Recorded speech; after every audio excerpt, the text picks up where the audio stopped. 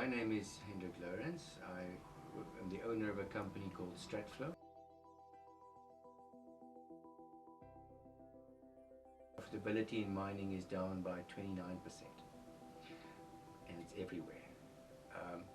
Our view, and that's Ari and myself, is that ties up with the increase in the financialization and the financial measurements that are being imposed on people doing mining. And as a result, instead of looking at the overall whole, which the old-timers knew very well how to do it in manufacturing and working with people, we're now trying to optimize within the noise, as we say in theory of constraints. So we're driving efficiencies in the parts harder and harder, and with the advent of big programs such as SAP, it's become easy for those at head office or even in another continent to look at the numbers every day and start trying to manage what's happening on the plants and on the mining underground or on the surface. And that is where the problems come in, because there are some very significant issues and interdependencies and variability that is not picked up by those measurements. And yet the very smart people there are using the numbers that they're getting as if that is the mine. And that's where we are going wrong.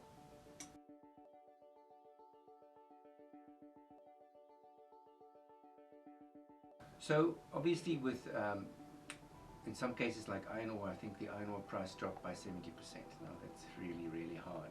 There are not many things that you can do. There are some mines that will have to go out of business. If your sales price drops by that much, you have got some problems. But I would say at least, my view is at least 50% of the mines that are facing closure, just by changing the way that it's managed, and we'll get to the Scrum production flow intervention, leadership intervention later on, but just by changing that, we can make a tremendous difference to the bottom line. And so depending on the mine in question, the average improvement that we get within 3 months is like 30% extra production, but we can get anywhere from 7% to 50%. In deep underground mines, there are some shafts where you get 55–60% improvement just by managing and measuring people differently.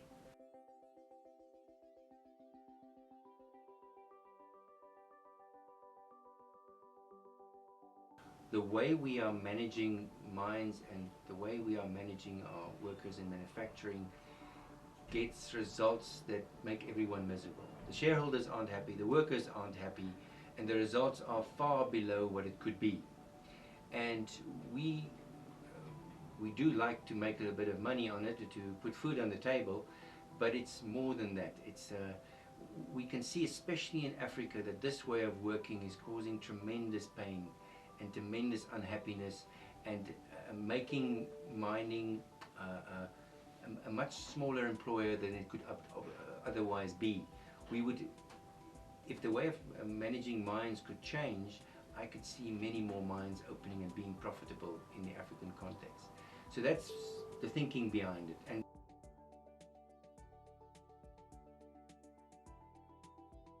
mentally, once the production starts to go up, and once workers that in many cases have been told that they have not great quality, they've never been directly told this, but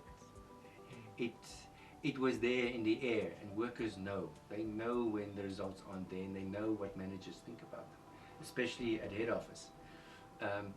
So as soon as they start becoming successful and they see that they can make a difference, suddenly they add their energy into the company. Because before, if the system forces them to work in a way that they know is illogical for what they're trying to do, of course they're going to sit back and come and collect a paycheck.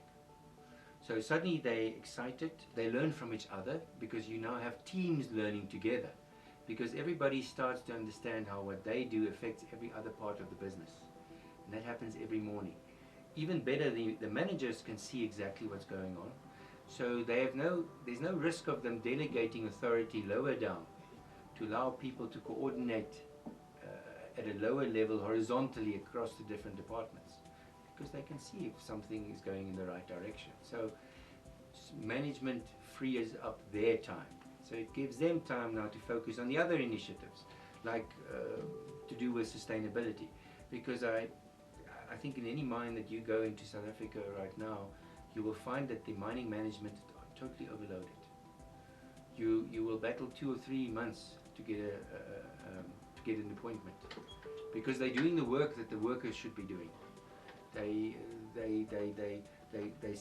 centralized, and they're running it according to centralized lines, and the result of that is that they have to make more decisions every day. And of course, the further away you are from where things are happening, the less clear the interdependency and variability horizontally are, and as a result you cannot succeed. So the benefits is for management, for workers. The bottom line, of course, and as soon as the bottom line starts to become much better, the firefighting disappears. When the firefighting disappears, we start looking in a much more positive light towards our colleagues and our managers. And after intervention like this, 3-4 months later, suddenly the workers tell me that they've got good leaders, where before they were insistent that they don't have any leaders.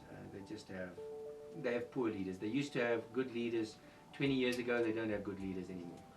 And suddenly they say we have leaders, because a leader's job is to help the workers to do what they need to do in the interest of the company. And now the managers can do it. Before they couldn't. They were forcing workers into a straitjacket, which wasn't good for anyone.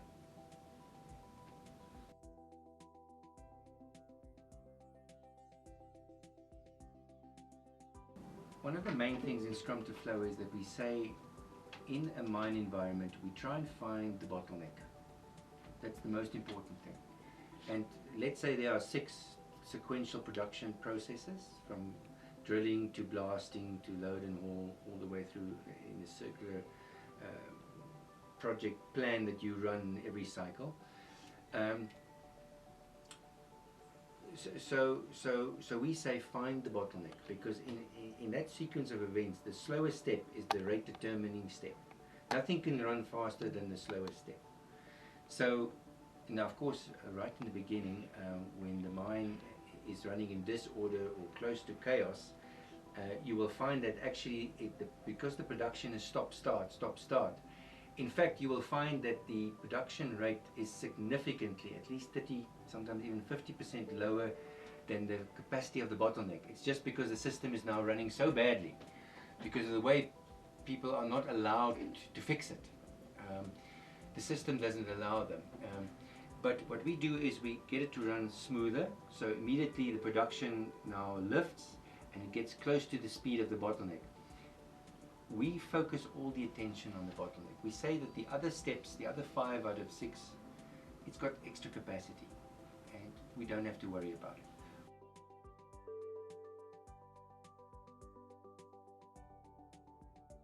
Africa, 3rd last, tied with Syria on actively disengaged employees. Now, actively disengaged means it's somebody that doesn't just come to work to draw a salary and sit by the desk. It's somebody that's looking around actively to cause mischief and damage the business. If you see some of the things that have happened on mines in the last few years, that sounds pretty much right. When it comes to negotiations with the union, if you've got a strong proportion of people that are actively disengaged, you can have problems. Mine management will have problems day in and day out.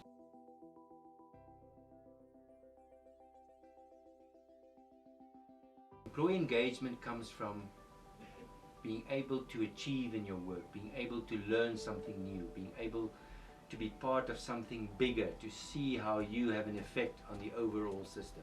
And if your measurements of your system stops that dead in its tracks, well, what option does an employee have? If you see you're not going to make a difference, if you see you can't improve, if you see there are problems in the system that you can see clearly, but for some reason your top management doesn't see it, of course your workers will be disengaged. Of course they're going to fight with other departments, because then it's just a case of survival.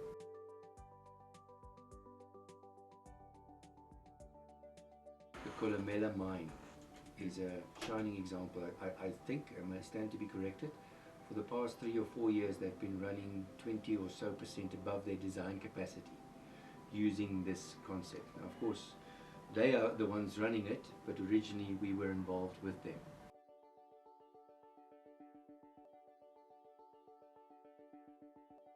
Union members that are in the Scrum Production Flow meeting, they love it.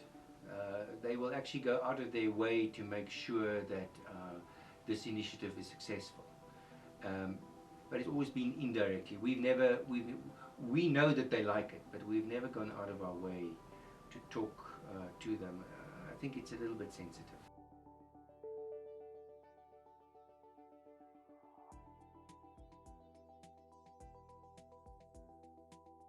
The unions, the management, they're playing on the same team. Yes. They're playing on the same team. It's just that they don't know how to play together. And once we show them how to play together, it is actually fun. There doesn't have to be such an adversarial relationship. And many of these issues disappear once they start doing this intervention. And of course, you know, you will always have exception where their hearts have hardened so much over the years. I mean, miracles we can't do. It takes a bit longer. But we find in general that once people can see how they can all be successful, well, it's like a country fighting a foreign enemy. Everybody pulls together.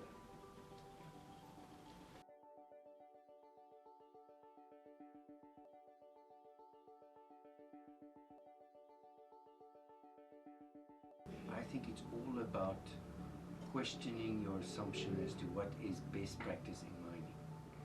And I don't want to go into it now, but in the Carnevin framework, there doesn't exist such a thing as best practice for mining. There's different kinds of good practice, but there's no best practice. That's the fundamental point. And once somebody tries to bring in best practice that worked in Europe or in Australia, etc., the results are 9 times out of 10 tremendously disappointing. And you know, in a way we all, and I know from my time as a director, the easiest thing when things are not going wrong is to find the problems with other people. And the last thing that we do is go into ourselves and say, but are my assumptions about how to do this the best way 100% correct? Because if those assumptions are not correct, then I'm going to hide into nowhere. I cannot have success, and it will be painful, the bit of success that I do have. It will be substantially below where I could be, but just to get there, it will be a tremendous slog and pain and unhappiness, and we will perform far below where we can. And it comes back to, and that's why I said in the beginning, Einstein is so important, because it was Einstein that said we cannot solve our problems at the level of thinking that caused them in the first place. And I think Russell Alcoff said that, or St. Peter Senge said, today's problems come from yesterday's solutions. And one of those things is that if you look at shareholder value maximization, it solved a lot of problems that used to be there before, but it created new problems. And the two together, Einstein's thoughts and this one from Senge, they combine in a very vicious way to cause the pain that we're in right now. And it doesn't have to be like that. It doesn't have to be. There's a much simpler way.